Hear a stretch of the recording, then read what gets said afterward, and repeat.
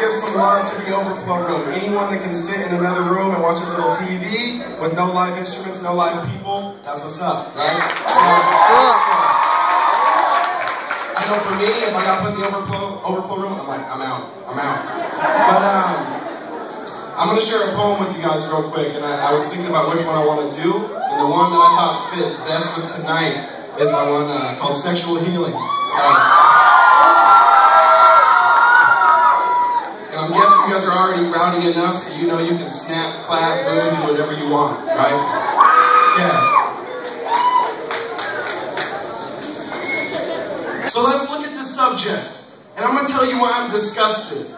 So tonight, it looks like sex will be our topic of discussion. Now see, sex isn't evil, for marriage is why God made it. But I know you're like, come on, man, that's too outdated. This is 2012, bro. We do it for recreation, and hey, if you're in college, you do it while you're wasted. But see, I want to question that logic. I want to pop off the seal. I want to question something that we think is already a done deal. So take a rape victim, for example, and once it's revealed, when her bruises go away, is she totally healed? Now the damage is lasting, you can see it in her eyes, but if it was just abused recreation, why did it ruin her life? I mean, if sex is just for fun, why does it take such a toll? Maybe it's because you don't just have sex with the body, you have sex with the soul. Which means for me, there ain't no premarital loving. And it ain't just because I want a baby in the oven, it's because I'm staying pure till the day that I'm a husband.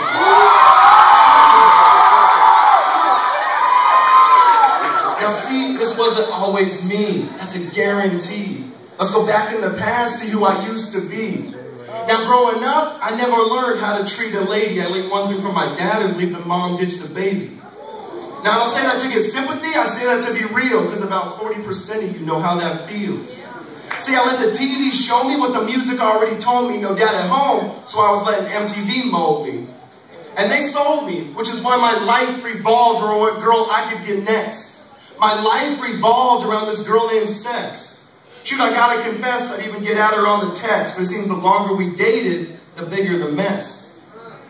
See, and then my girlfriend was late on that time of the month. If you know what I mean, you understand when I say my heart sunk. Shoot, I started to think about abortion, and I started to butter it up. But it's funny, they don't make condoms for sin. You can't just cover it up. Yes, sir! Amen! Now, it was just a scare, thankfully. But it's funny how I was pro-life until it happened to me. So dudes, think twice before you desire her just because she's hot. Because the truth is, your body makes a promise whether you do or not.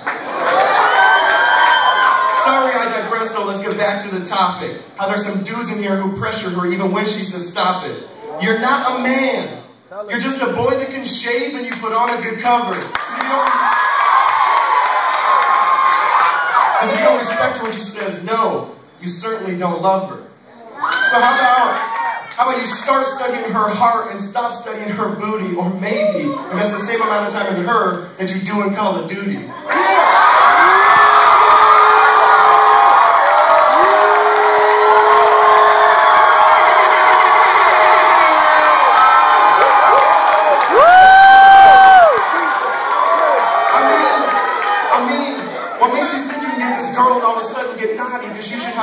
In her mind first before you ever touch her body. Because she longs to be accepted, she longs to be loved, and she gives herself up to another guy's lust.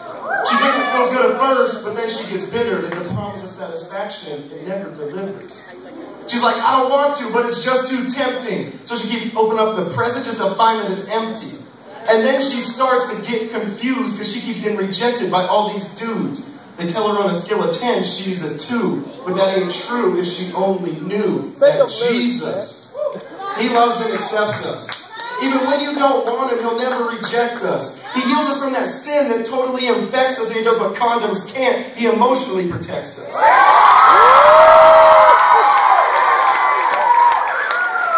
Some of you like, man, this dude's whack.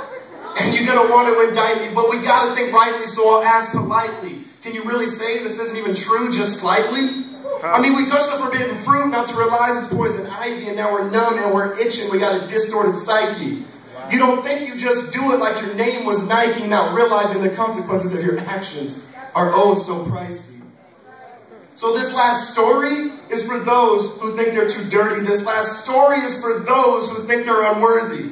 Read John chapter 8, the woman caught in adultery. Religious leaders throw her naked in the temple while she yells, "Don't murder me."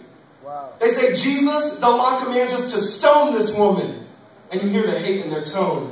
Jesus pauses and then says, "Whoever's without sin, you can cast the first stone." I mean, can you imagine the sound? Silence all around. You hear footsteps walk away. You hear stones hit the ground. And then Jesus kneels down. The woman thought it was her demise. He lifts up her face. You see the grace in his eyes. He says, "I don't condemn you. Go and sin no more. I love you. I accept you. Mercy is yours." Amen. But if you're anything like me, you're like, "No, that can't be. Why would he ever die for me?" See, but then I saw that scene where I was redeemed. He reached out and touched me and said, "Jeff, you're free." Instantly, I was wearing the brightest robe I'd ever seen. I was perfectly spotless. I was perfectly clean. So bright, in fact, man, I thought I'd go blind. I said, "Whose is this?" And he said, "Actually, it's mine." So think twice before you eat what society feeds us, and come follow the King. His name is Jesus. Amen.